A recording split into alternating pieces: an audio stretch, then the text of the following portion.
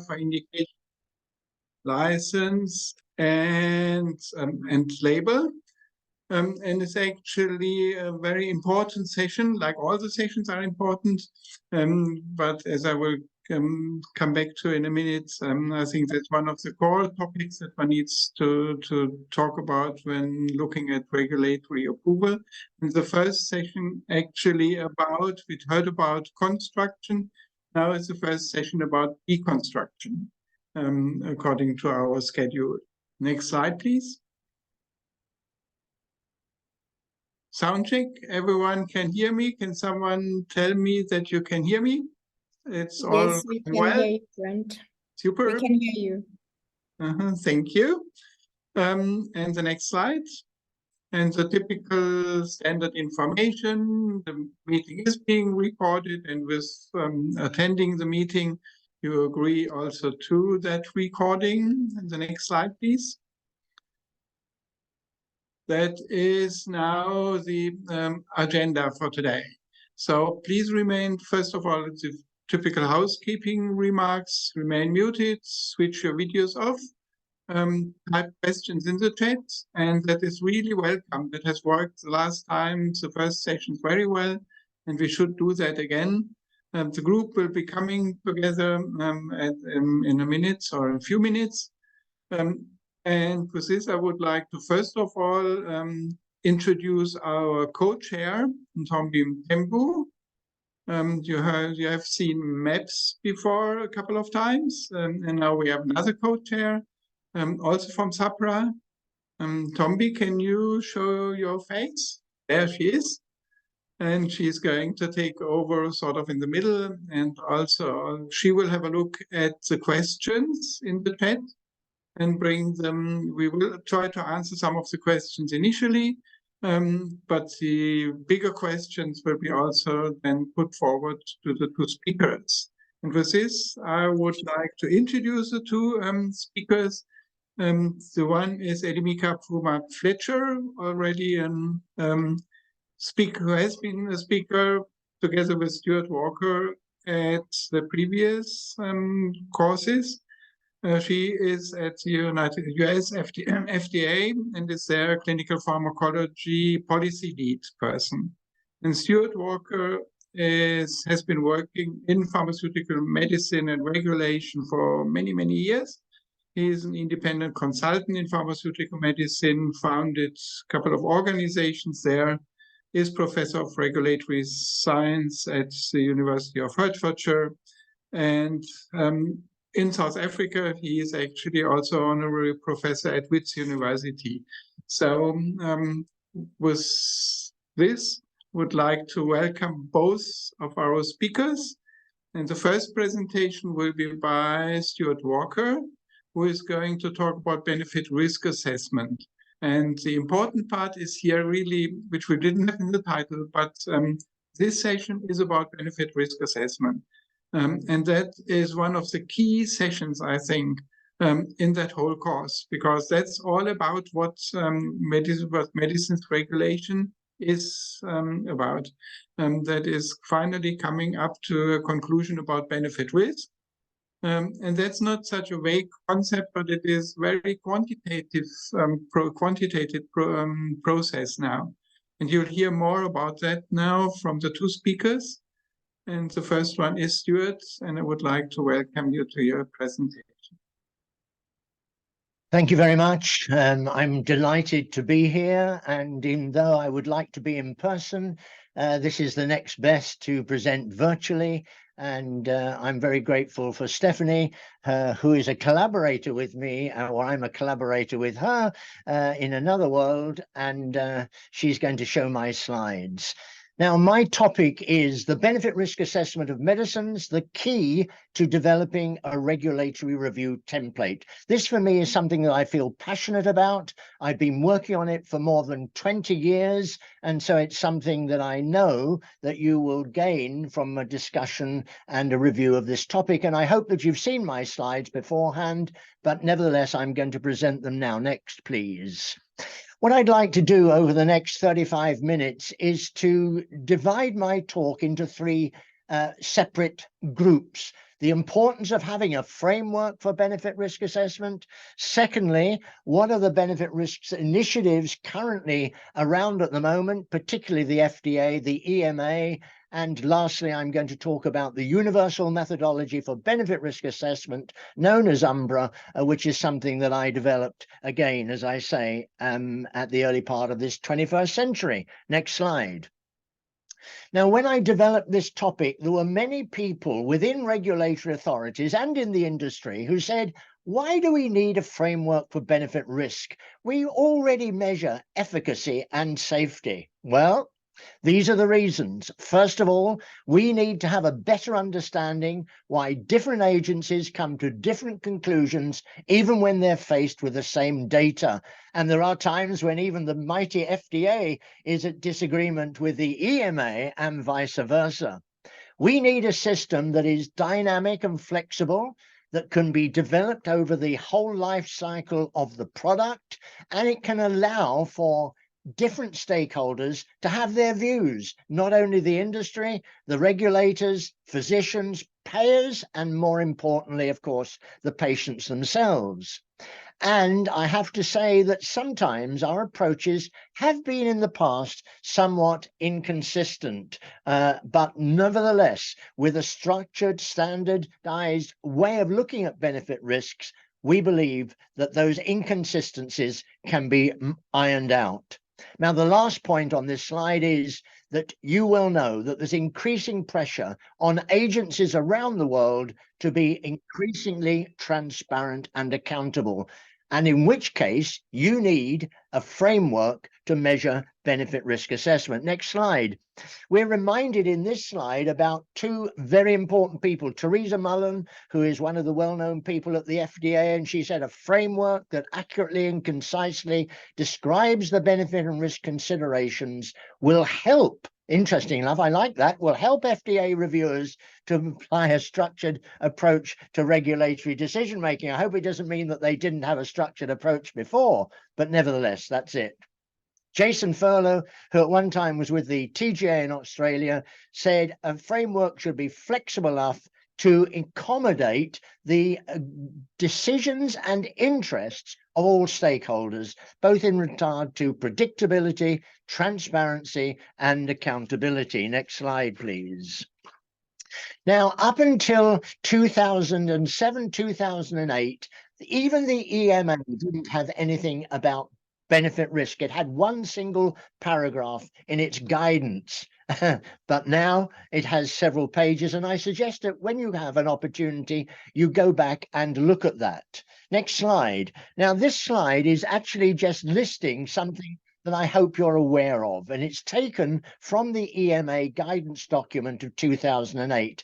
And basically what it does, it lists the favorable effects. That's something that the EMA use for positive effects, for benefits, whichever way you like to look at it, another term. And you know as well as I do, when you're making your assessment as reviewers, you'll look at efficacy, comparator versus the drug under consideration. You look at the relevance of the primary endpoints. What are the efficacy results? What's the statistical significance? About dose, you look at all these things, the subgroups, you'll look at patient preferred outcomes. I'm delighted that that's in there now, because at one time patients weren't in fact put at the very center of this discussion, but you know those lists as well as I do, and if you don't, review them at your leisure. And the next slide shows what we normally call the risks or the harms. I like the word harms better because risks is the probability of something happening, and you can have the probability of benefits and the probability of harms. So I particularly like the word harms as a replacement for risks. And again, you're familiar with this, I really hope so.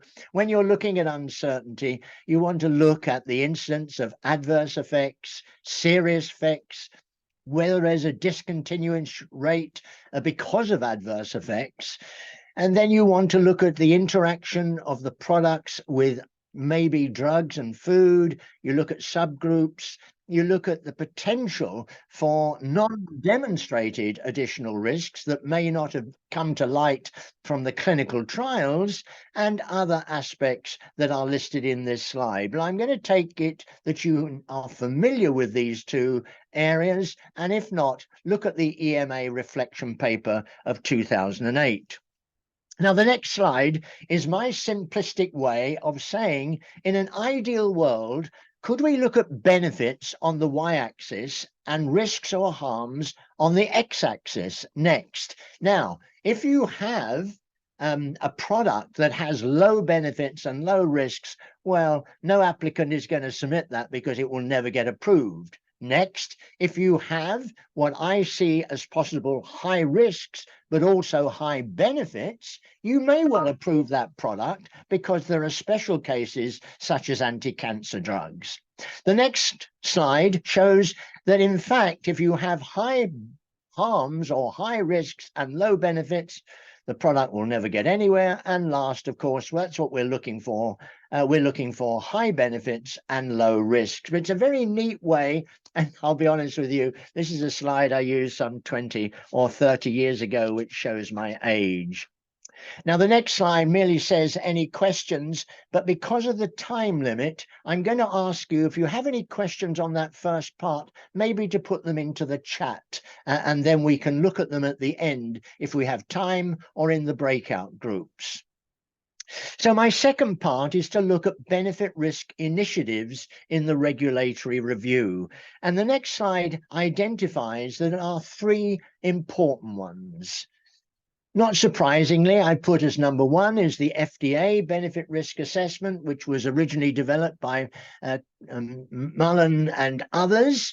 Then there is the EMA benefit risk framework, which was presented and really set up by Professor Larry Phillips, who is Professor of Decision Analysis at the University of London, and with Hans-Jörg Eichler, who is, of course, the Chief Medical Officer at the EMA. And then I'm going to talk about our own UMBRA, which is the Centre for Innovation's Regulatory Science approach. So let's look at the next slide, which is the FDA approach.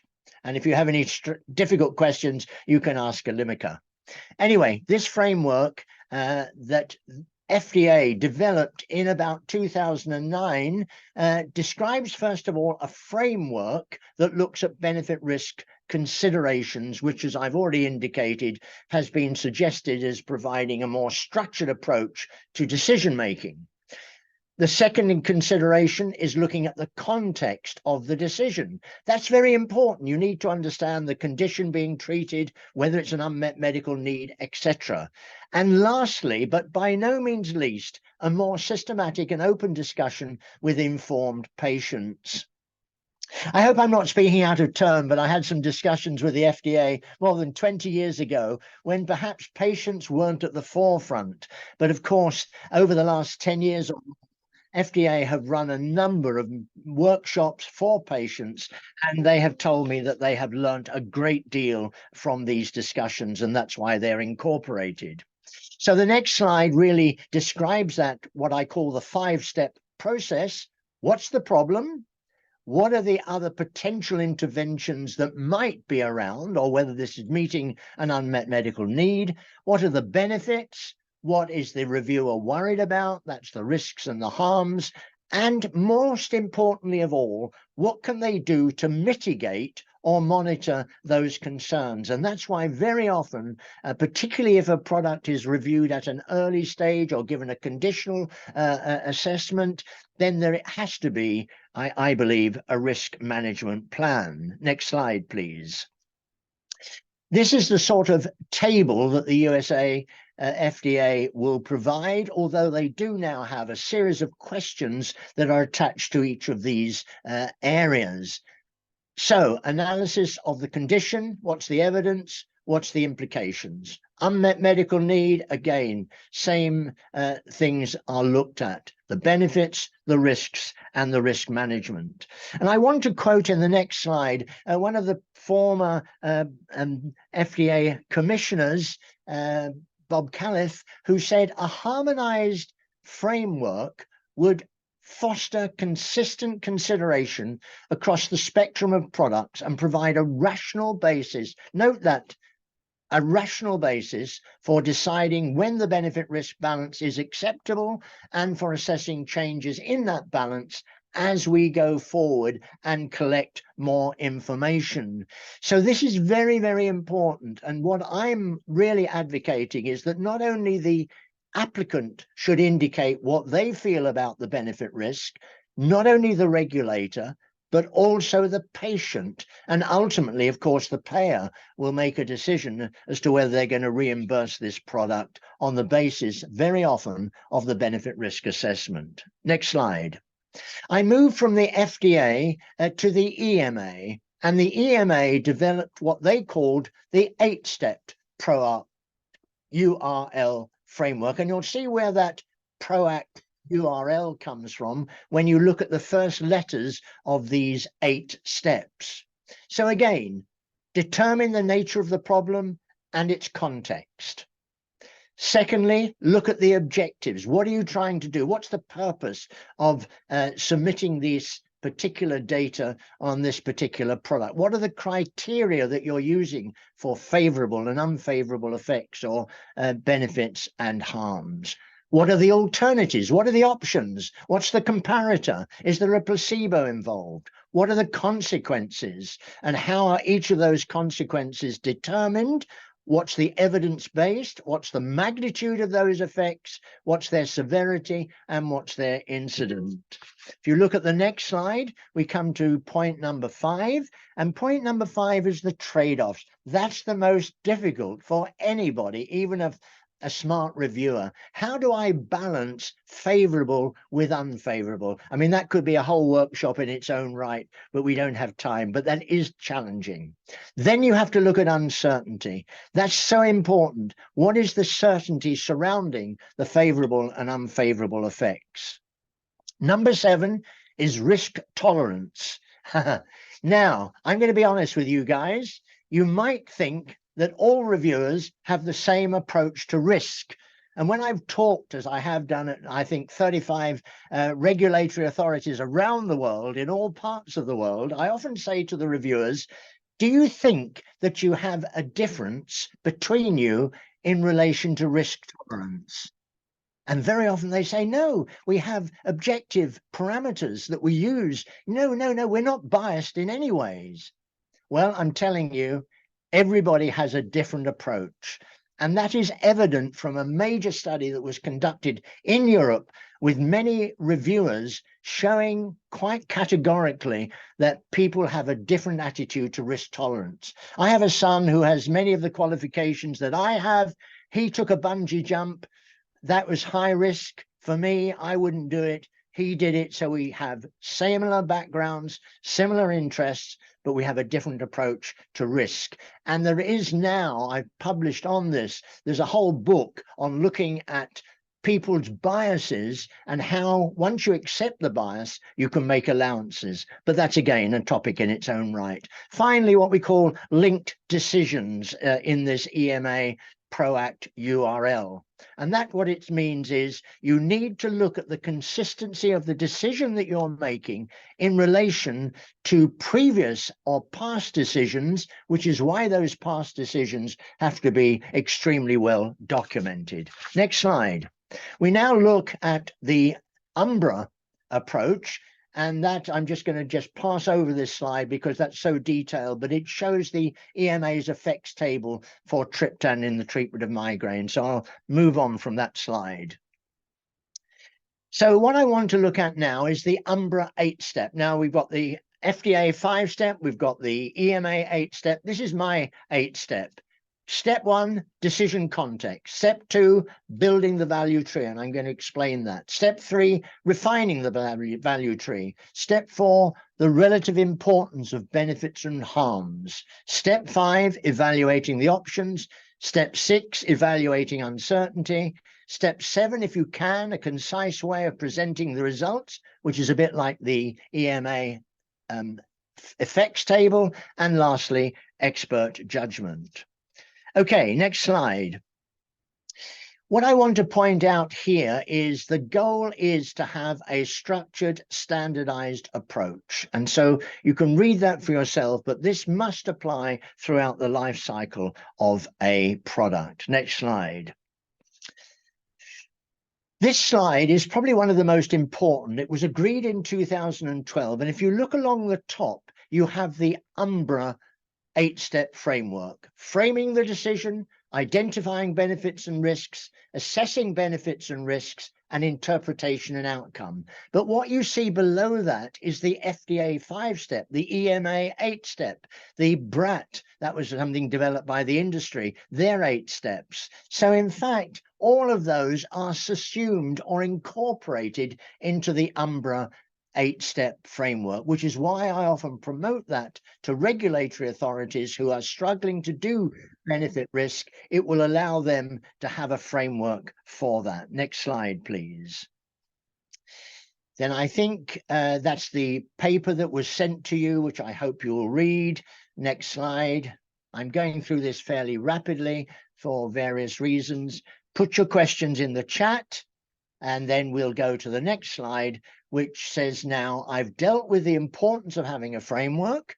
I've dealt with the 3 major benefit risk initiatives, FDA, EMA, and the one that we've developed. And now I'm going to look at the universal methodology for benefit risk assessment in a little more detail, because it will allow you to say, how am I going to utilize such a framework in my agency? Next slide. So this is a reminder of the 8 steps. We've already gone through this. You don't need me to go through it again, but I'm going to take you through each of these 8 steps and look at some of the details. And obviously, if it's a lot to take in at the moment, at least you'll have the slides in front of you to review at a later stage. So the next slide starts to look at these in detail. Decision context. Now, you're hopefully all very familiar with this. Let's define the medicine that we're doing, the dose, the formulation, the indication, the patient population, the comparators, you know, all of these backgrounds. What's the regulator thinking? What's the sponsor thinking? What does the patient say? What does the physician say? And ultimately, you have to might look at the payer.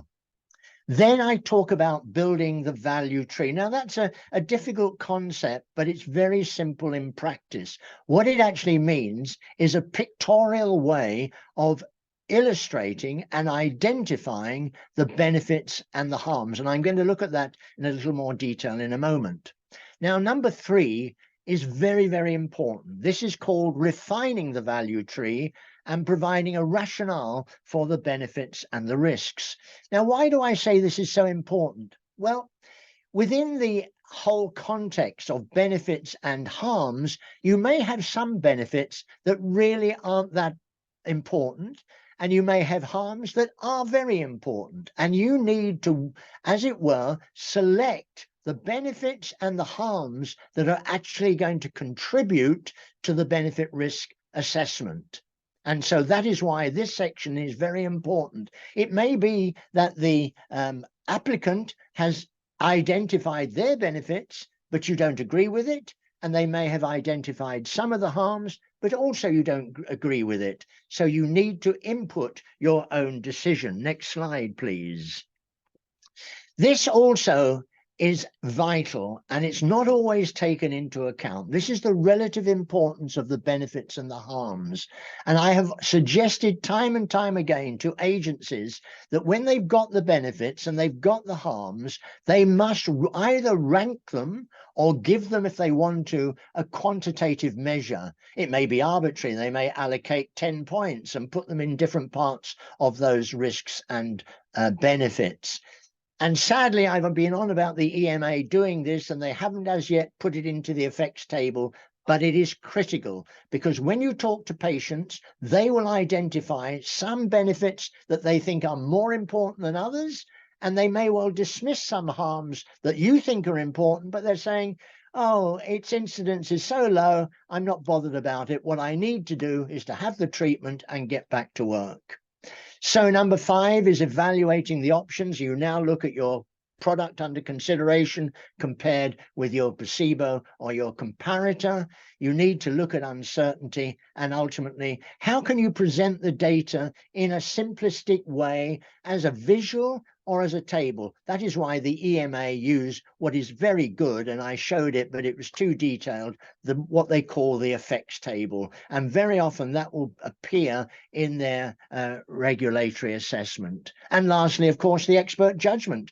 And that's something that can only happen with experience. Now, the next slide indicates why I think and why the agencies believe that this 8-step framework is so important. First of all, number one, on the bottom left, it enhances the objectivity and the transparency, key words, of the decision-making process. There's no other way you can do it unless you have a framework for benefit risk assessment. Secondly, at the top right, left-hand side, it provides a training tool for both the agency and the industry in developing the assessment of new products. On the right-hand side at the top, reviews the consistency of regulatory decisions. I can't emphasize this enough. You know, if you've got different reviewers making different evaluations of different products, you may get inconsistent results. If you've got a framework such as I've illustrated, it will be much more consistent. Number four, it carries a more balanced and objective benefit reassessment. I can't believe that for years we talked about adverse drug reactions. That wasn't good enough at all. But in the last few years, we now talk about PBRAs, or periodic benefit risk evaluation reports. You can't look at risks or harms without looking at the benefits. Next slide, please. Okay, so this just says that in 2012, when I finished the majority of the work, published many papers, it says that an international group of regulators and drug companies have agreed in principle to a framework that sets out the 8 steps for assessing a drug's benefits and risks and could set the stage for a global approach to evaluating medicines. That was in the pink sheet now 10 years ago, and I'm delighted to say that it stood the test of time. Next slide, please. I want to now move into the importance of having a template or a documentation system. You know, when you're evaluating benefit risk, it's not good enough just to have a sort of narrative approach. Give it to a reviewer, say what you think about it. It has to be in this structured, systematic way. Now, what we have developed as alongside the framework is this documentation system. Now, I must admit, it requires the reviewer to put data into various boxes, but it means that it is then established as a structured, systematic approach to benefit risk assessment. Next slide. This is essential, as far as I am concerned, to have this documentation. And in the first part of it, which you probably can just about read, it's the background. We talked about this. What's the context of the decision that you're making? You know, what's the therapeutic indication? What's the treatment? What are the alternatives? What's the product? Is it meeting an unmet medical need? That gives the background in a structured, systematic way. Next slide. In this particular slide, I'm looking at what I call the value tree. And you can see why I called it a value tree, because it's a bit like a tree with a trunk on the left-hand side and then the leaves coming out on the right-hand side. I'm looking at it for simplicity in the treatment of migraine by triptans. I use this example because many people have either had headaches or migraines, and I actually did a whole workshop with reviewers and industry when they were also patients in doing a structured approach to benefit risk of triptans in the treatment of migraine. So what do you see? You see the benefits. What's the benefits of having triptans? Well, maybe it reduces the pain, and we could split the pain into rapid onset of pain with a migraine. What was the relief for the headache? What was the pain-free response? Was it a sustained response? What about sensitivity? When you're going through a migraine, if you've ever had one, I've only had 2 in my life, you have sensitivity to sound and light. It's horrible, which is why people get to bed and put the cover over them. But again, does triptans help in that area? What about other things like functional disability, nausea and vomiting? And I can tell you that the patients think about functional disability as more important than any of the others.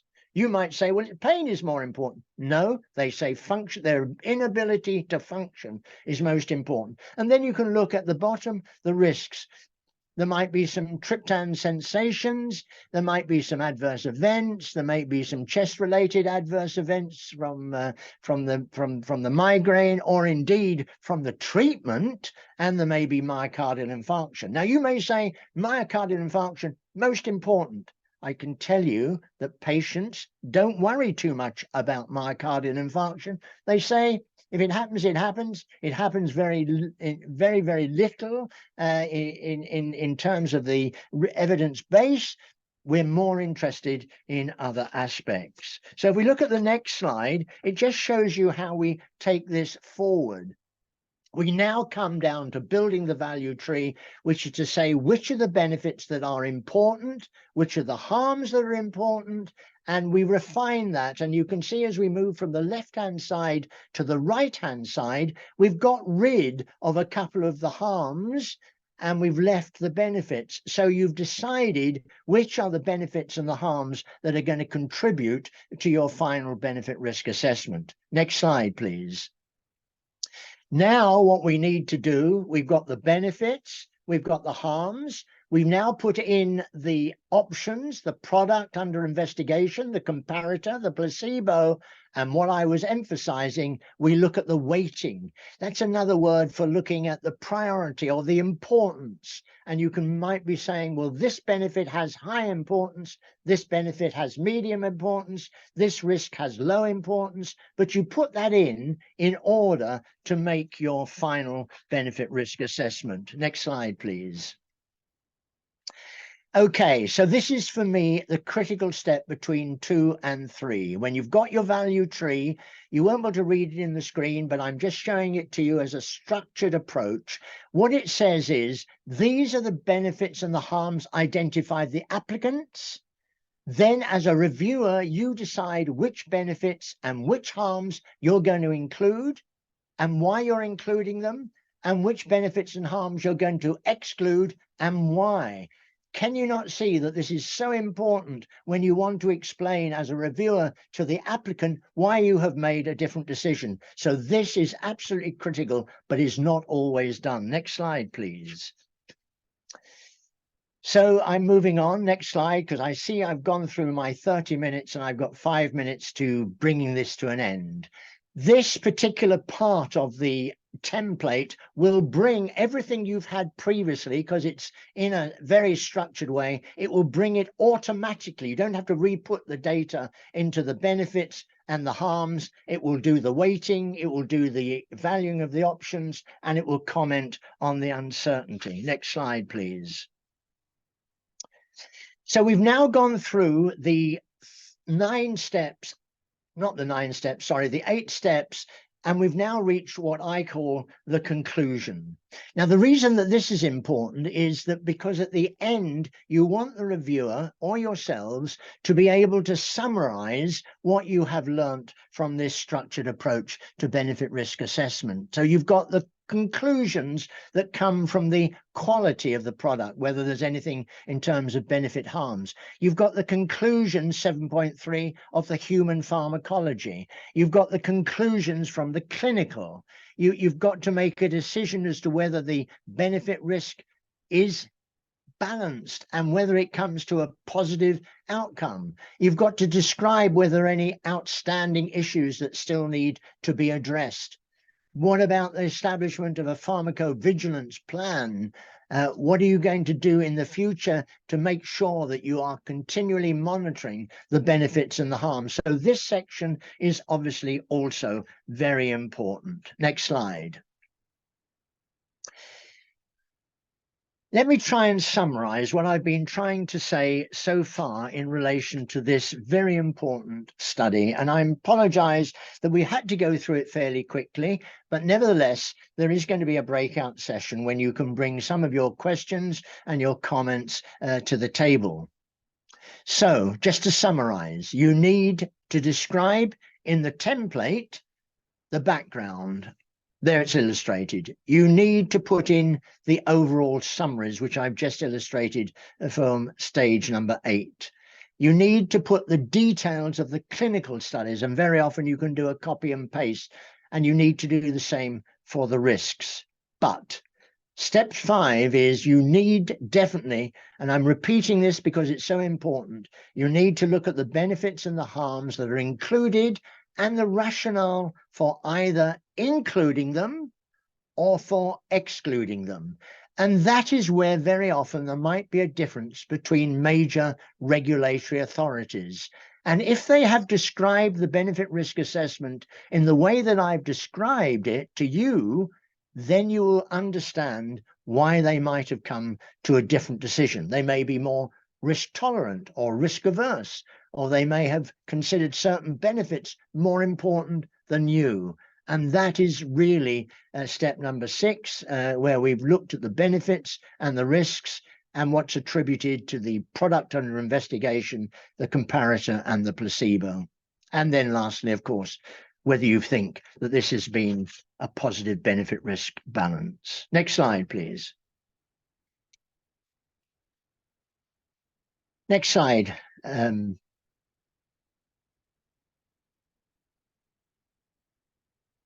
One more slide.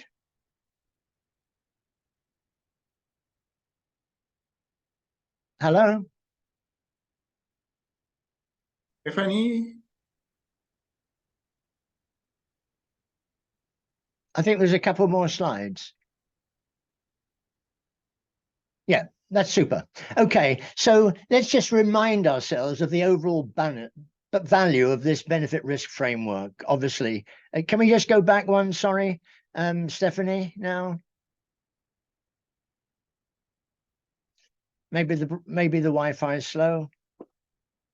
Okay, so number 1, it's value to agencies. I think I've illustrated that extremely well. Number 2, it's value to the pharma industry, because if they can present their benefit risk in this way, then in fact it will be helpful to the reviewers that they are looking at it in the same way.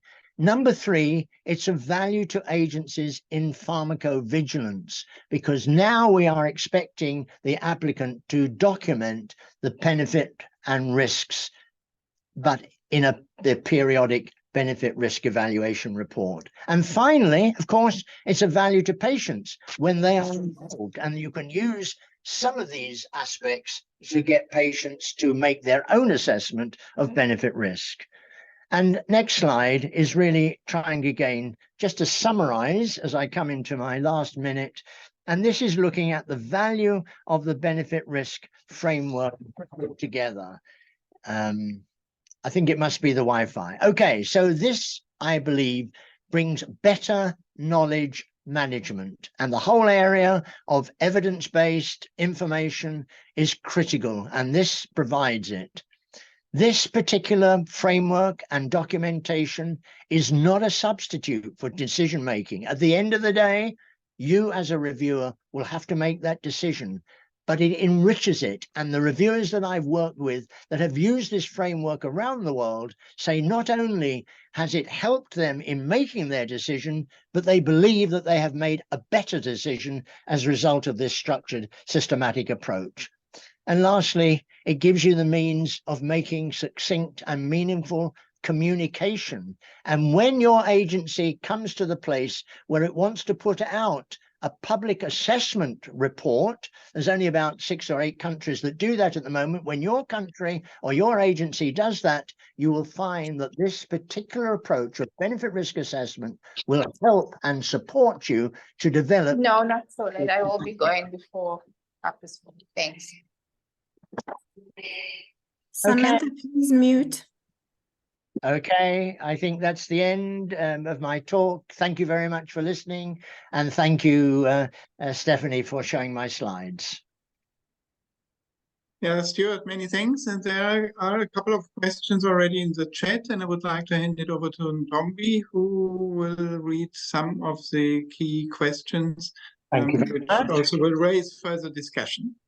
Yes, Okay. I'll go through a few questions and then we'll see how we do on time, and maybe we'll take some offline. Sure. Prof, the first question is, what are the key differences between benefit risk assessment frameworks that are applied in various regulatory agencies?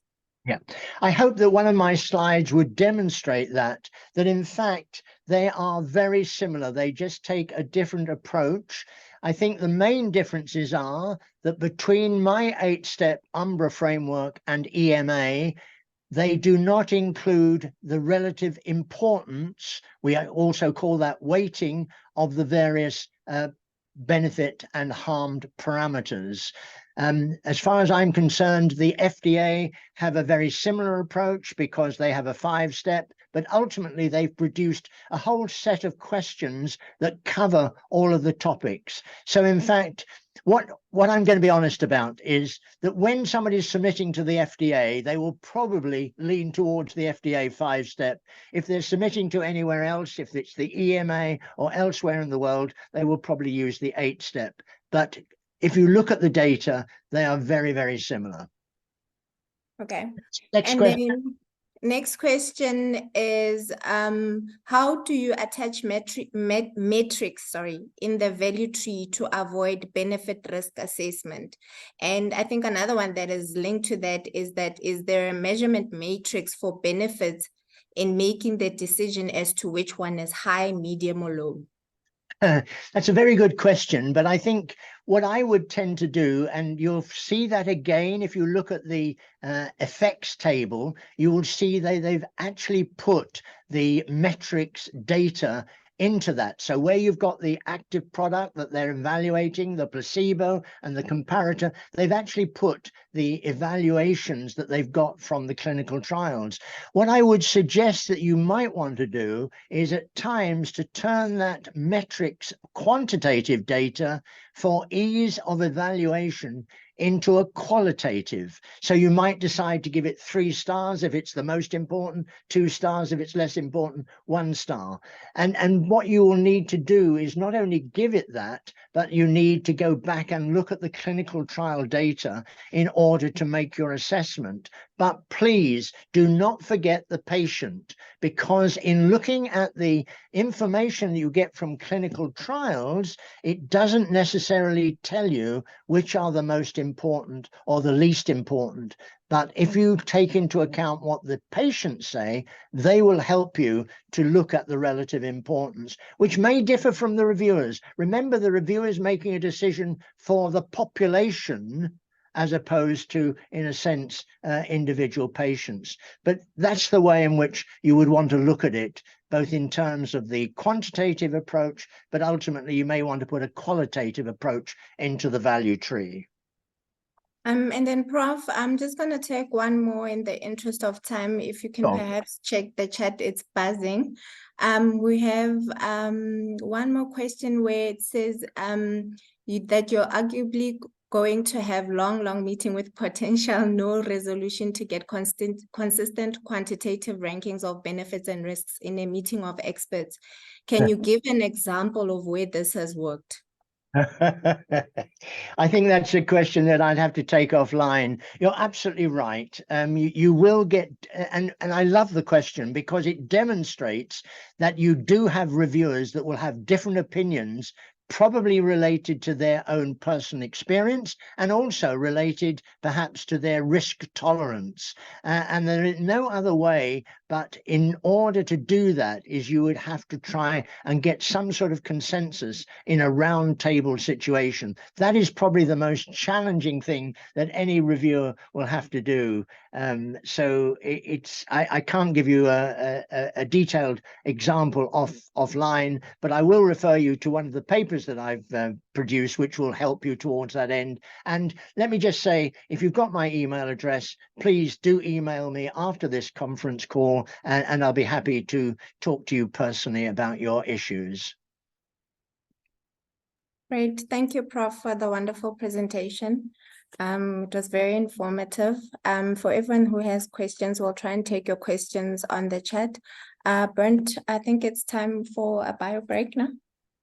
Yeah, let's go into the bio break. Well on time now, and the bio break should be 5 minutes, which means 10 minutes to the hour. We are going to reconvene again.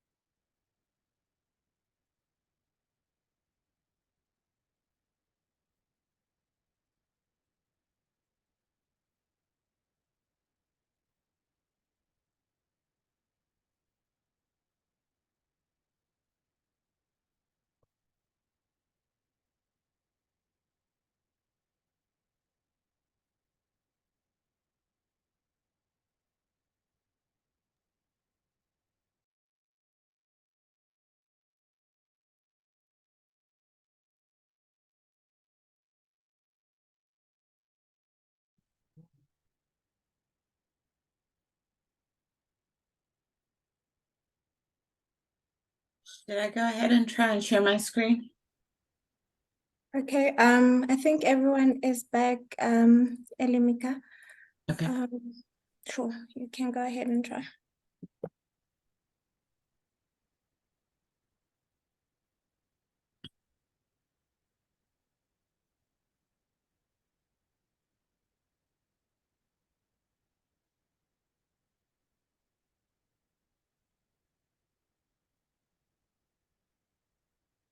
Do you see my main screen? Or do I need to swap? You need to swap. Is that good? Yes, that's good. I think it's 15:50 on the dot. I think we can start. Welcome back, everyone. We're going to now have a presentation by Elimika, who was Fletcher, was introduced by Bernd earlier on. She's a senior clinical pharmacist who is serving as a policy lead in the office of the clinical in the clinical pharmacology office at the US FDA. And she's going to be taking us through the assessment of data to inform therapeutic indications and labeling. Take it away, Elimika. Thank you. Thank you so much for that introduction. And thanks, Stuart, for the great talk, and participants for just the great discussion in the chat. I'll switch gears just slightly, talking about translating that benefit risk to informing the indication and labeling. The views I'll express are my own and should not be construed to represent the position of the US FDA. The FDA really has a dual mission to ensure both an appropriate review and action for marketing products, but also to protect public health by ensuring products are both safe and effective. The FDA had started in 1906 on just looking at strength, purity, and labeling, to moving towards a focus on safety in the 1930s, and only started considering both benefit and risk mostly starting in the 60s. And most of these changes happened due to various tragedies. Just to walk you through one example that highlights the evolution of the FDA assessment is this drug phenobarbital. So phenobarbital was first marketed in 1912 as a hypnotic and was used clinically for seizures since the 1920s. This drug had, although it's been marketed for years in the United States, it's never actually been previously approved under an NDA. Some products containing phenobarbital and were approved in combination with other active ingredients were approved between 1938 and 62. Those approvals were based only on safety, so no efficacy required before 1962. So only recently, last year, a new formulation was approved for neonatal seizures under what we call a 505(b)(2) pathway, where a sponsor can rely on our previous findings or literature data to support the application.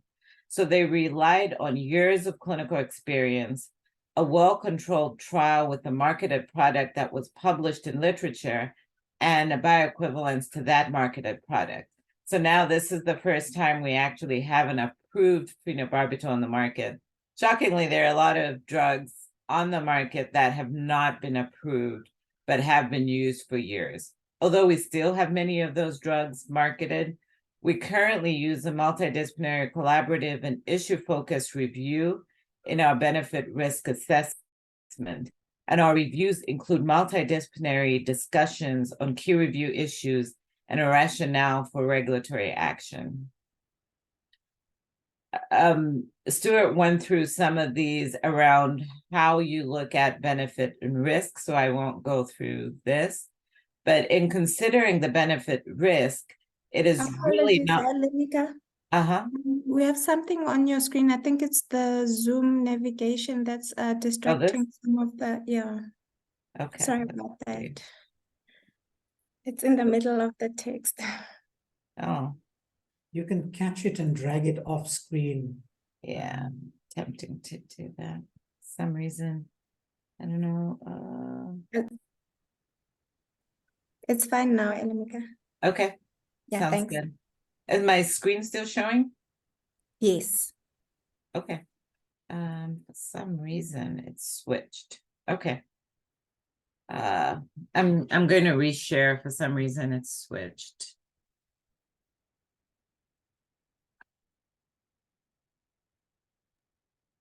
We can still see the full screen on our side. Okay. Do you still see the full screen? And you can switch. All Thank right. you. Do you still see it? Perfect. Great. Okay. In considering benefit risk, is it good? Yes, All right. everything is clear. You can go ahead. Thank you.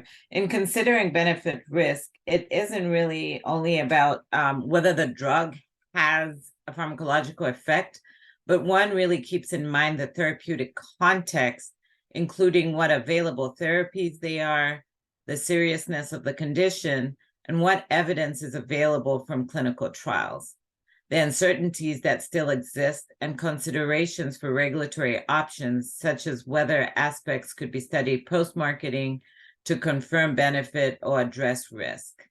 So the therapeutic context is also very important in considering the indication for the drug, and we'll discuss this a little bit further.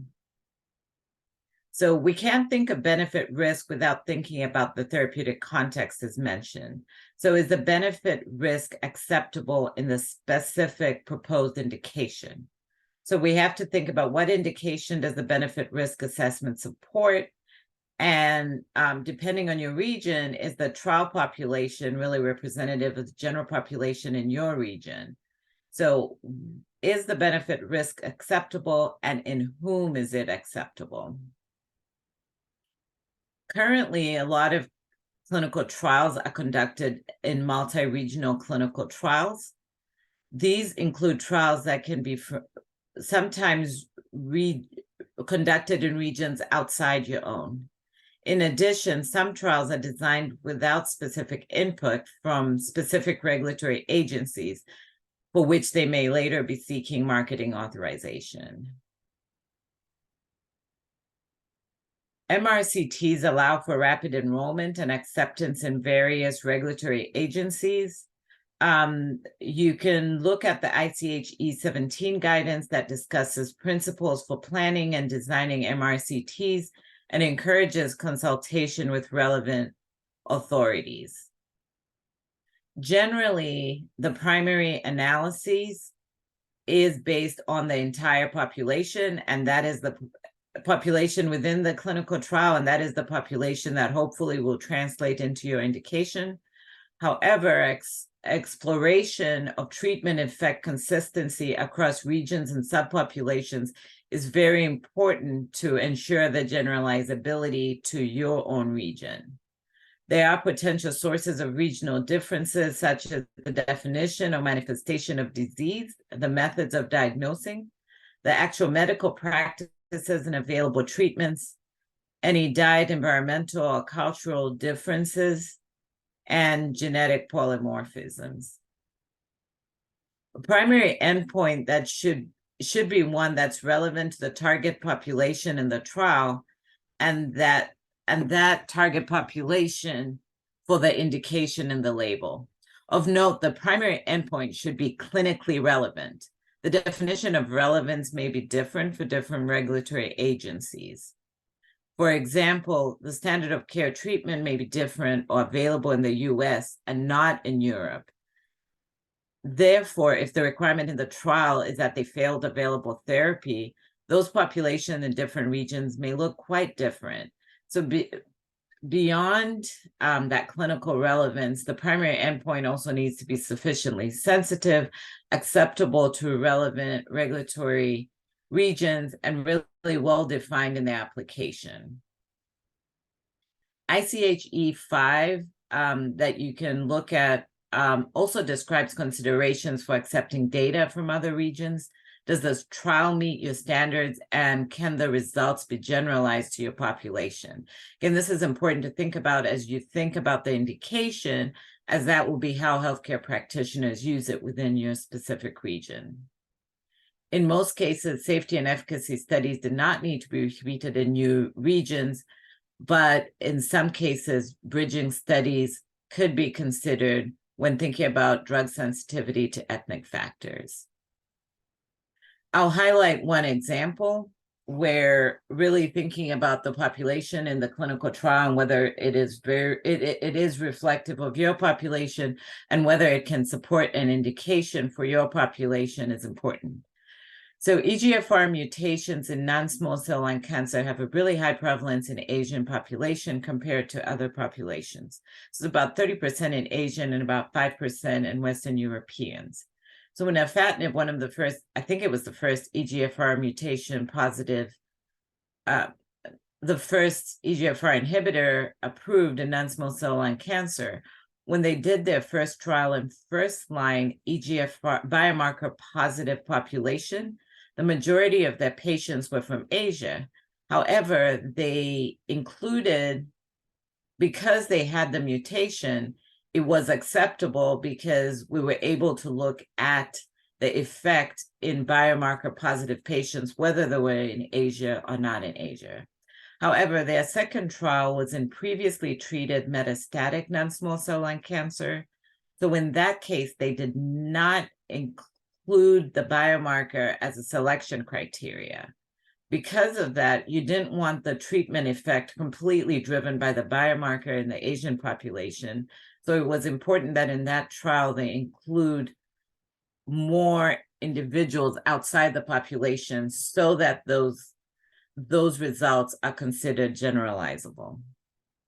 Alimika. Yes. It's also, this is also a question in the chat, seeing as you were looking, commenting on submitting bridging studies. Would you then say a benefit risk for a clinical trial application is required? I'm not sure I understand the question, sorry. So you indicated that sometimes we may need to submit bridging studies, right, for a specific population. I'm just looking at the example that you just gave now. If a product is already registered elsewhere and maybe there's a bridging study, would a clinical trial application need to be accompanied with a benefit risk assessment?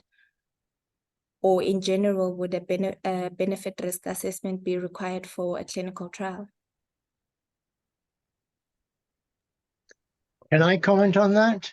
Yes, I because mean, I'm not sure I understand what the question I mean, my is. argument is that you need benefit risk to be Any case. evaluated in any study that you're carrying out. I actually happened to sit on the E5 committee when in 1990s when that was being discussed.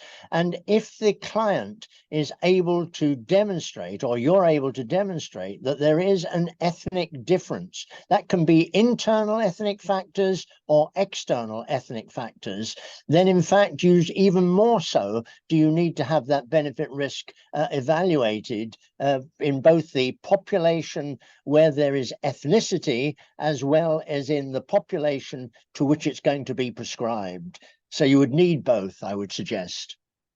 Thank you, Stuart. I was still trying to figure out which trial that we're talking about, but hopefully that answers the question that was asked.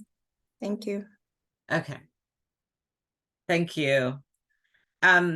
So I'll switch over to just providing a specific example that was discussed last year at the Food and Drug Administration in the US.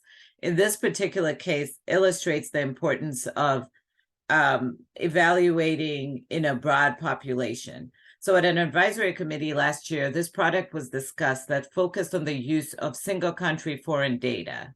There's been an increase of companies outside of sort of Europe, US, and Japan, expanding their new drug development programs to a global market, including the US market. So these companies may have previously conducted most of their trials within their regions that they operate and are looking to expand globally. In this case, the applicant had developed a PD-1 inhibitor, which were drugs that are already approved in the US. So what happened in this case is it went to an advisory committee, and some of the main points raised by the FDA were that the comparator arm and the endpoint were not consistent with the US medical practices. The study population was not reflective of the diverse US population because they tended to be younger, non-smokers, predominantly male, and did not include US underrepresented minorities. They mentioned that the informed consent was not updated to reflect changing standard of care to the standard of care that was in the US.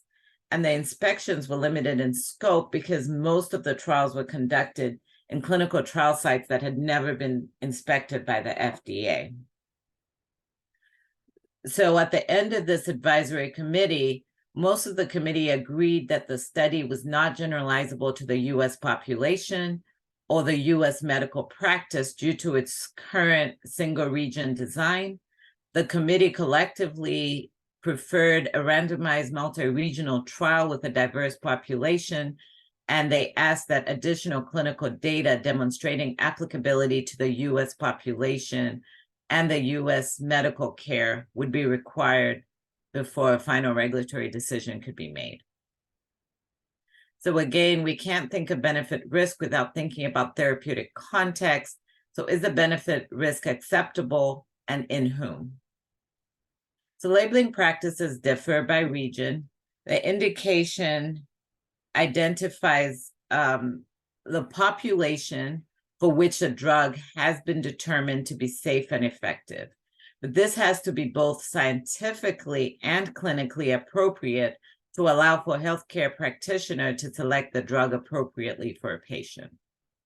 In the United States, the indication statement has to mention the disease, condition, or manifestation of the disease or condition being treated, prevented, mitigated, cured, or diagnosed, the age groups covered, and as needed, other descriptors of the approved indication.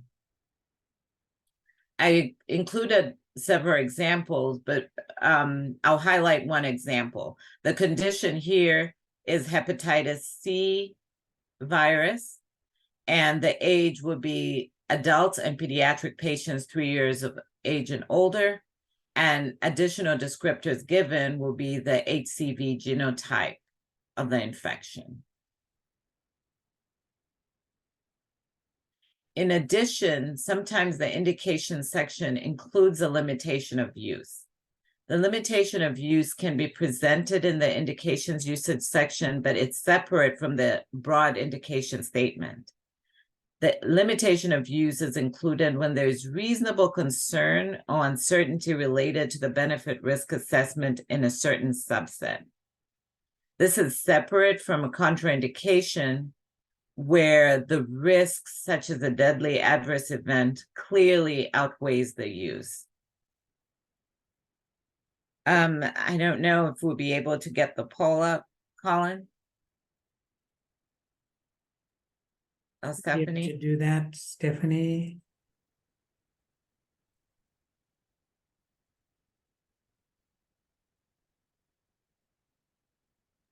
The poll is up, Elimika. Thank you. Sure.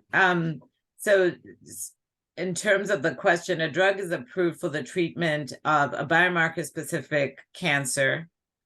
A study was performed for a new cancer with the same biomarker-specific patients, but this cancer is predominantly found in pediatrics and young adults. The cancer Y is rarely seen in older adults, and when it does appear, it differs in etiology, prognosis, and progression. So almost like it's a completely different disease. So the trial was open to all patients, but only ages 1 to 14 were enrolled. So what do you think would be the indication? How would you approach the indication? Okay, we've got a mix of votes. Maybe we'll give it 2 more seconds. We've got about 12% participating. I like how the numbers are changing. There is no right or wrong answer here. It is, you have to weigh how much access is possible and whether there are any risks in individuals. Okay, do we want to close the poll or wait a little?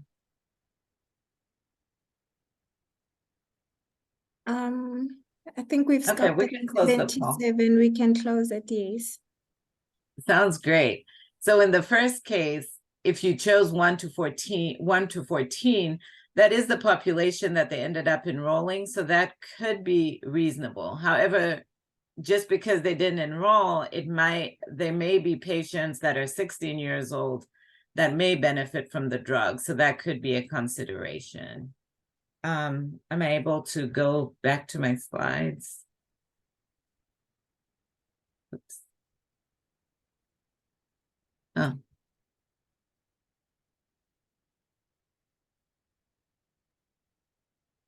No. Are you able to see my slides? Yes, limitations of use example. Is that the Okay. one? Yes. Okay, great. So in this case, the review team chose to go with pediatrics and young adults and include a limitation of use because they were worried about older patients not being able to respond to the drug. They put a limitation of use saying the safety and efficacy have not been established in older adults. However, people can still use it if they choose to because it's not contraindicated. So the indicated population could reflect the overall study population, but in this particular case, they also considered all the people who are allowed to enter the trial. Benefit risk assessment and review may in some cases support a narrower indication. Let's say if there was a pre-specified or stratified biomarker subgroup where you had a safety concern that came out in the trial, you may put a contraindication or narrow the indication one way. It could be a broader indication.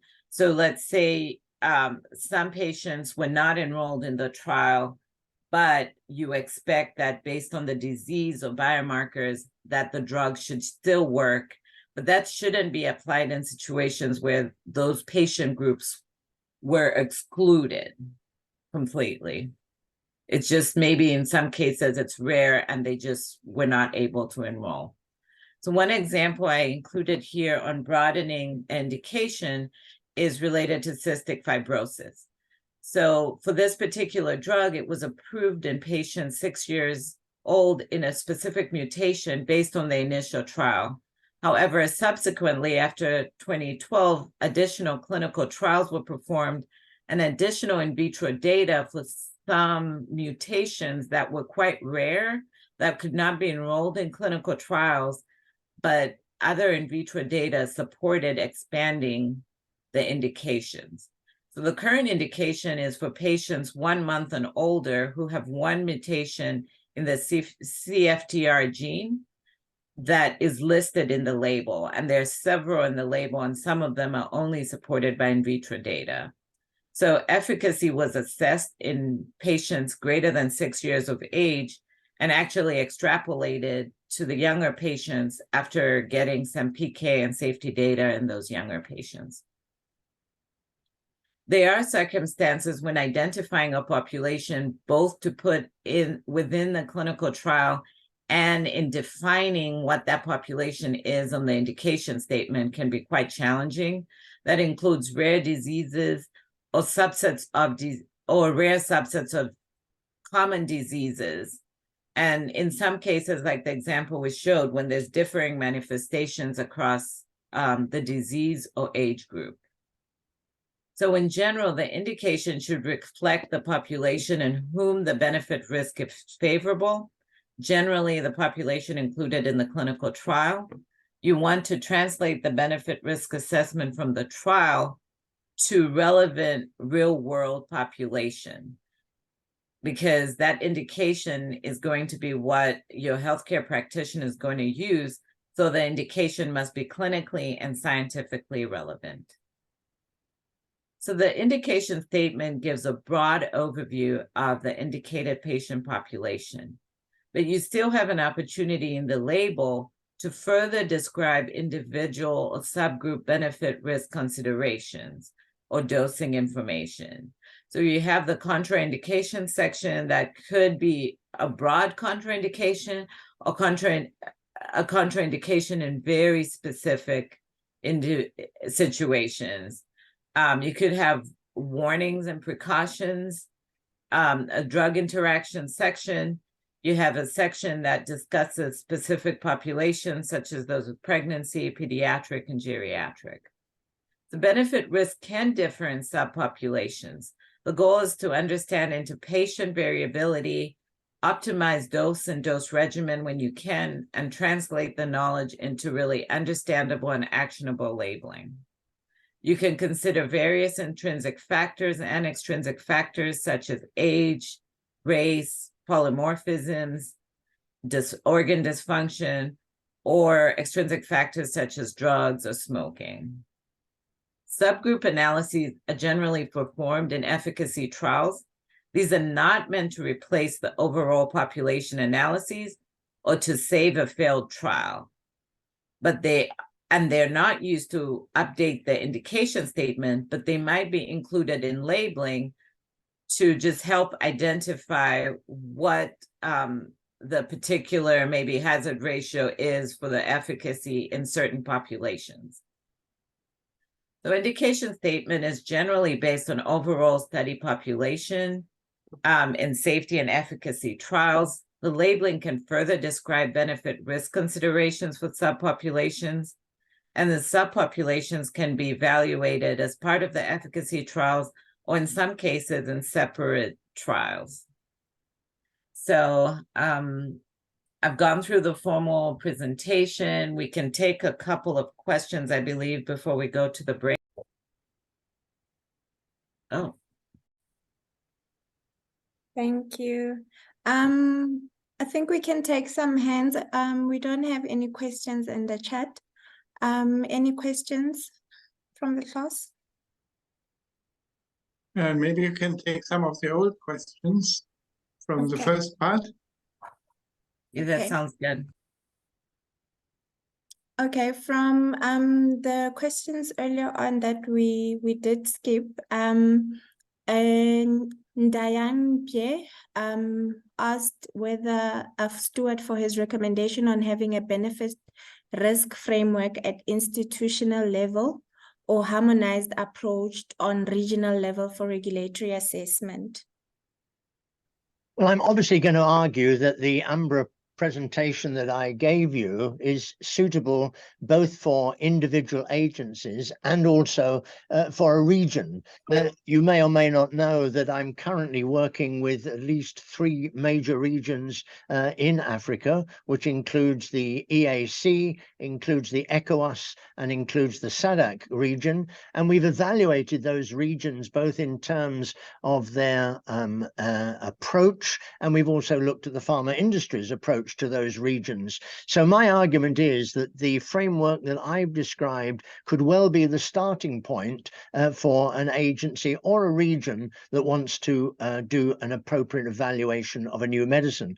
Let me also say that in my travels around the world, where I've come across agencies that perhaps don't already have what I would call a validated approach to the regulatory review, this is going back some years, then I in fact recommended that they take over the UMBRA framework and the documentation, because that in fact covers pretty well all the essential parts. Now, I'm aware that agencies like the FDA or EMA obviously have a lot more questions and a lot more details that they want to include, but where it's one of the emerging markets, you have to be aware that in fact the WHO, the World Health Organization, has indicated, they put out a document to say that really every agency that's operating and reviewing medicines should have a framework and an appropriate methodology for doing benefit risk. So I think it applies to individual agencies, I think it applies to regions, and it certainly will apply to continents, which will include obviously the African Medicines Agency when it's really operationalized and established. All right. And the other question was, what are the setbacks of both the PROACT URL and UMBRA?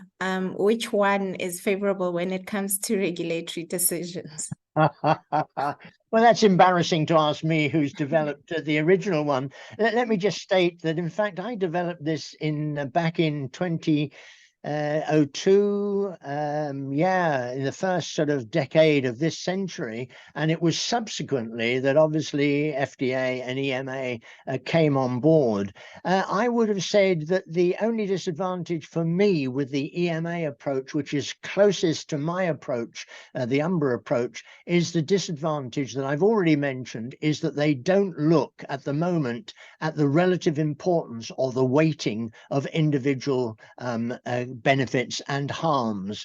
What is interesting is they haven't taken that on board, although their previous chief medical officer, which was Professor Hans-Jörg Eichler, agreed with me that it should be in the effects table. But maybe Alimika can answer from the FDA's point of view. Do they look at the relative importance of benefits and harms when they're doing their overall evaluation? I'm not aware that we have a specific quantitative. I mean, there is the powering for the efficacy assessment. Sure, So sure. once you have that powering, then it's really around, there isn't sort of this magic, how do you weigh the risks and how exactly being able to quantitate that hasn't quite happened. Okay, well, There is sort of a lot of discussion. I'll be honest with you. At one time, I used to regularly give the research seminars at the FDA. If you invite me again, I'll be happy to take on that responsibility and challenge. Yes, looking at the obviously the statistical importance of a benefit of harm merely rates whether it is evidence-based. That obviously has to be done. But I'll repeat again, you do need to look at relative importance, even though it may differ from reviewer to reviewer. But if you then now take into account the patients who've given you an indication that, I'll go back to the migraine one, which is one I did in most detail. They said, the reviewers said, oh, well, we would rate pain as the most important. And the migraine treated patient said, no, I'm sorry, we can put up with the pain. We don't like it, but functional ability is the most important. And so very often we've got, walking distances, we've got various means of measuring outcomes, but we must take into account the patient's view as to what they put as relatively important and what they put as less important. So I would argue that that's the main disadvantage of the EMA approach, and it may well be the disadvantage of the FDA approach. So I would say, I would say patient voice is becoming one of the important factors. I did put something in the chat around patient voice and ways we're incorporating patient voice. Yeah. One is around not only in the making sure we're incorporating within the clinical trials patient-reported outcomes. We do have a lot of patient listening sessions where, for specific diseases where drugs are being developed, hearing from the patient what would be important for you in terms of outcomes. And then also having patient representatives at advisory committee meetings, plus a patient listening session. So you hear from patients what was important for them within the clinical trial context. Are also part of the important parts of considering patient voice. But again, quantitatively, very challenging to do. Yeah, as Colin also indicated in the chat. Elimika, we have a hand from Dumo. I think we should take that, and then maybe we can do the breakout sessions. That sounds great. Dumo, you can go ahead. Please unmute. Okay, thank you very much for the presentation. My question, the first one is just a simple one. Can you explain in essence what bridging studies entails? And then also to the example that you gave where I think it's a company that wanted to expand to the US market, but there were a lot of issues that were noted. I'm interested to know at which phase was the trial and how did you proceed? Sure. With the first question, bridging studies, the E5 guidance discusses them. I don't know that we usually don't do much of them because a lot of the studies we get already have data from the US. However, there are regions that, such as Japan or China, that ask companies to do additional studies to assess that in some cases the PK is similar within their population, but in some cases they go beyond and ask for some level of assessment, some clinical assessment within their regions. So that's what I was referring to. The second part of the question for that particular example that I gave, that all their studies were completely conducted within their country. So they just took their data and brought it to the US without ever having to discuss the clinical endpoints, the study design, and said, we think you should approve our drug. And that was the advisory committee meeting, which is a public meeting that brings experts, and they all agreed that that would not be a good way to go. Some of the arguments that the company made is we already approved drugs with the same mechanism of action, so there is no reason that we should expect that a drug with the same mechanism of action would not work within our population. But that didn't fly. Okay. So they had to do the trial from scratch in the US. No, the advice was if they wanted to come to the US, they should conduct a multi-regional clinical trial. All right, thank you. Thanks, Elimika. We can do the breakout rooms now. Thank you. Sounds great. Thank you. So we have two questions. One, for the even numbered group, if you end up in the even numbered group, is to discuss what are some opportunity spaces or focus areas for your agency for which you would take some of the things you have in this course and conduct clinical data review beyond sort of full regulatory reliance. And then are there situations that would necessitate sort of region-specific labeling addressing your population? So just taking what you have in this course, where do you expect to have more review of the clinical data? And then for the odd-numbered groups, you will discuss whether you have a framework or documentation guidance template that you currently use for review. If yes, discuss the main advantages of that. If no, what would you consider major benefits? So this one is focused on the first talk you heard. Looking forward to listening in on the breakouts. I think you would be randomly assigned to an even or odd group and take one question, then we'll get back and discuss it for about 15 minutes before we close out. Thank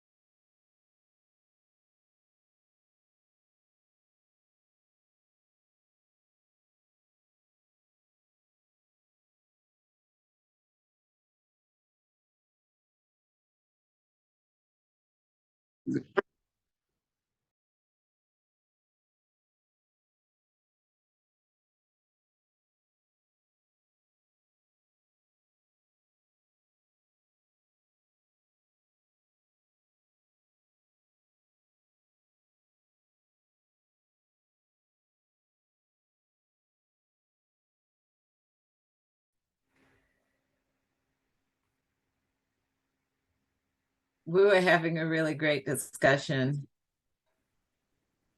Oh, so I actually misled our group, so we did the wrong question. I started out that way too. Anthony, you were right. We didn't have the questions, and I actually misled. So we may be answering a different question, but did we want to, how did we want to do the groups, Tambi? I know we have a minute. We can do them by the order, sequential order, so from 1 all the way to 7. And the rapporteurs can give us feedback on what they discussed in the groups. Perfect. Okay. So we'll start with 1. Okay, number 1 then. That's also Elolo is going to talk here. Yeah. Okay. So, well, our group, we had a discussion on the then if we have a framework, and then for where we are, we realize that there is not really a more generalized or standardized framework for that, but we have internal templates that we use to review clinical data. Yes, and then as part of our discussion, we said even though we have the internal template, there's a need for a more standardized or general framework in assessing clinical data. One of the reasons being that it would help be transparent on the criteria for approving, so that when the assessor is reviewing, just to mitigate the issues of bias, perhaps maybe have an interest in the trial ongoing, or maybe have something against that company and all that. So in order for me not to be biased with my judgment and all that, a standardized framework will be helpful, and then it will also promote consistency in the work that is being done, so that anyone who picks up the review form and knows that, okay, this is how it's supposed to be approached, these are the certain criteria, the bare minimum things that we need to see to in order to say, okay, this trial is good or this trial is not. Yeah, so those were some of the things we did come up with. Thank you. Thank you. Thank you for that. And hopefully we'll hear maybe some additional discussion around that. Did we want to go to question 2 from group 2? Yes, Hopefully please. group 2 did the right question. Dlamini, go ahead. No, the repertoire is Frida. It's not me. It's me, Raljeen, from group 2. Go ahead. So, yes, sure. So in our group, we actually discussed the Namibian and South African perspective. For Namibia, we have, I'm also from the Namibian Regulatory Council. We have very limited or non-locally generated data. We do not at the moment review or look at clinical trials. We do not have any information or templates on that. However, we do also rely only on other countries on the labeling as such. In South Africa, they have a clinical trial obligation to oversee clinical trials conducted. Clinical data are also reviewed in SA, and they focus for the labeling focus is mostly on the indication where the population focusing on the population of which the product is indicated, and then on the safety they rely on other NRAs. Then I would want to add that we don't have, in my country, in Namibia, we don't have anything on the clinical trials at the moment, but I would say one of the important focus areas would be to get your regulatory guidance documents in place. This would include your good clinical practice guidelines, some patient registries, electronic health records, and guidelines on regulatory conducts of clinical trials, regulating the conducts of clinical trials in Namibia. Other documents also such as ethical assessments, insurance of trial subjects, yeah, etc., etc. As a start. Any addition from group 2 is welcome. Thank you. Over. Thank you, Raljit. This is Frida. Maybe I can just come in there.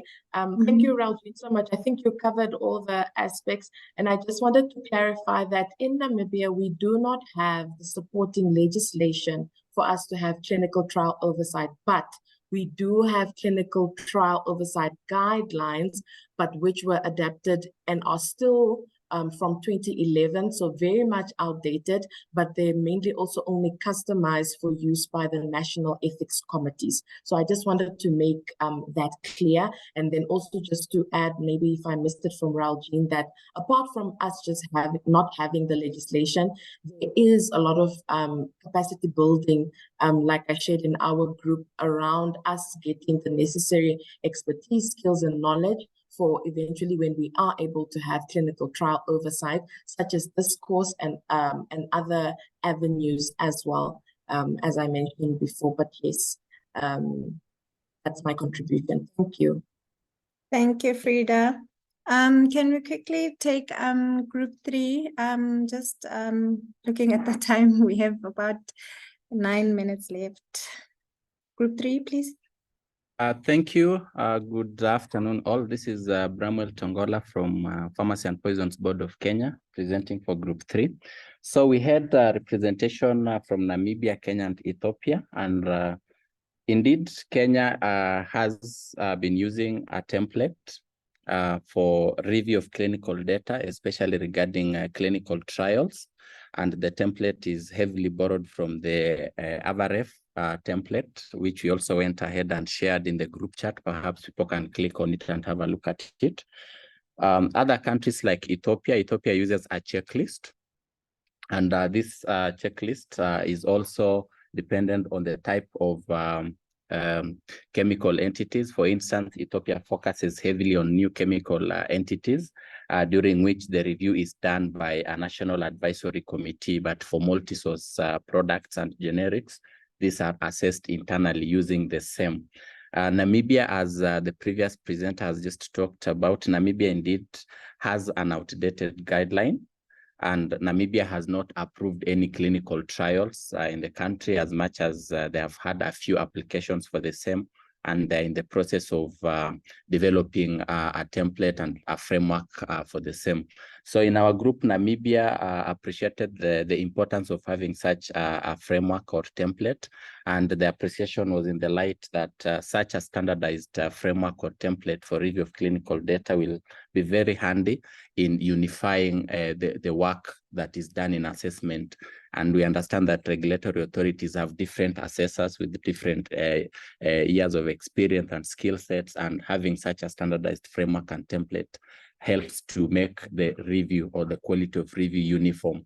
And then also the importance of such is that such templates or frameworks will have a stopgap measure to prevent bias, by the mere fact that they often have a second step or a second review going through the same. So those were our simple but quite detailed discussions. And if I've left out anything, my group members can come in and add. Thank you. Can we take group 4, please? Okay, this is Dan from Pharmacy and Poisons Board, Kenya, representing Group 4. I think the second question was very tasty, so we found ourselves drifting towards it. So we actually did discussed about the framework, about having a framework or documentation or a guidance template. And we're able to get a lot of views, different views from Rwanda, from Kenya PPB, from SAPRA, and from TMDA from Tanzania. And we're able to see that for each of the regulatory agencies, there was a template of sorts, and that most of our templates are actually adopted from regional documents and mostly from WHO in the instance of Kenya, where we are using the AVRF WHO template. And our documents, most of them are developed from our regional and of course from joint working activities. And from that, I think from Tanzania, they say they do not have any particular template, but they have a way of analyzing benefit risk using a template for PBRERs, which has incorporated risk management into it. And we're able to look also at now the advantages of having a framework. And we noted that the framework allows for transparency, for consistency, and also it's a good guidance. It's a good guidance, a quick guidance that isn't work, making the review process objective rather than subjective. And we're also able to identify that now when you have a guidance template, it allows for easy training of new staff. So to allow them now to blend in or to become incorporated into the institution. So I don't know if I've forgotten anything. Maybe my team members will contribute. Thank you, Dan. Can we take group 5? Please give us your highlights. Thank you, Tim. It's Tapelo from Botswana, representing group 5, which was made up of Botswana, Kenya, Ghana, and Zimbabwe. From the group, we identified that most of the agencies do not have framework specific for benefit risk assessment, but they do have templates for assessment of clinical data, which offers consistency, openness, and continuous improvement in assessment of clinical trials. However, these have gaps in that they don't have the opportunity to do full benefit risk assessment to ascertain the appropriateness of an indication for the population. So the group concluded that they will appreciate to have the benefit risk assessment templates, and they will appreciate maybe looking into the ones that have been shared with us today and see if they can add to the already available templates, mostly adopted from AVRF, and also using ICH E3 guidelines to assess clinical trials data that are presented to the agencies. Thank you. Thanks, Tapelo. Can we have group 6, your highlights, please?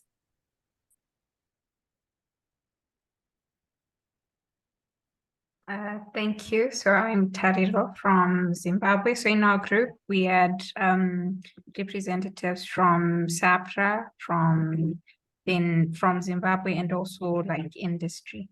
So points that were noted, I think we did the wrong question because we did the framework on standardized approach to benefit risk assessment.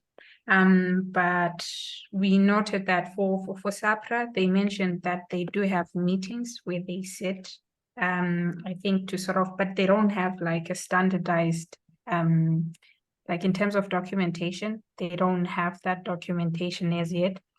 For Zimbabwe, we mentioned that we did have something, but I think it's not as what was like to the level of what was presented like in the first presentation from today.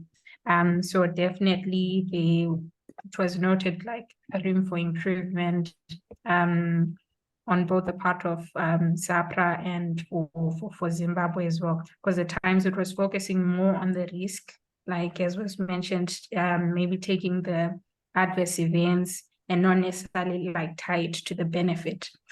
So yes, we noted that there'll be room for improvement, but industry did comment that they do have some framework that they use on risk and benefit. Thank you. Thank you. And Dumo, sorry, I'm going to take over because we need to close. We had group 7, and in our group we had SAPRA, we had FTA, and I think we had Botswana, and we all did not have a risk benefit framework, but we found that we would find it advantageous to have, because it would create a systematic and structured way of reporting. It would create harmonization in terms of the reviews. But one question that did come up was, why is it bad to have a difference in opinions in terms of the benefit risk? Why do we need to standardize it? So we did discuss that. So in the interest of time, Elimika, I'll give it to you to close the breakout sessions, and Bernd as well to close the session. Thank you. Tombi, can I just make one comment, please? Yes, yes, Stuart, you can go ahead. Okay, what I'm hearing from the point of view of benefit risk is that very few agencies have a structured, systematic approach to benefit risk. I'm working with 21 agencies in Africa. I'm financed by the Bill and Melinda Gates Foundation. And if any of the agencies that were present today would like to invite me, I'm not looking for invitations, but if you would like me to visit at some stage in 2024 and give a presentation and help you to set up a framework and documentation system for benefit risk assessment, I'd be pleased to do that. But what you need to do is you need to go back to your agency, indicate that this is important and it's a recommendation, and send me a note. And I would be more than willing to help you in that respect. I think you need that sort of, not just a virtual sort of 1 hour's discussion. We need to arrange maybe a half day or so as a workshop where we can go into these issues and help you to establish something that would be simple and straightforward. Thank you very much. Thanks, Stuart. Elimika, any closing comments? No, just thank you very much for having me. I really enjoyed all the discussions today. Thank you. Thank you for all the presentations. It was really wonderful. Thank you, everybody, for coming through, for all the questions on the chat. We don't have a housekeeping message today, except that you should continue doing your weekly activities and participating in the forums. Enjoy. Thank you. Bye. Thank you. Bye-bye. Thank you very much. Thanks to everybody. Bye. Just a final comment from my side. That was an excellent opportunity also for networking between one another. And that's what we should then also continue with these next sessions. Thank you, everyone. Okay. Thank you, and bye-bye to everybody. Bye. Bye.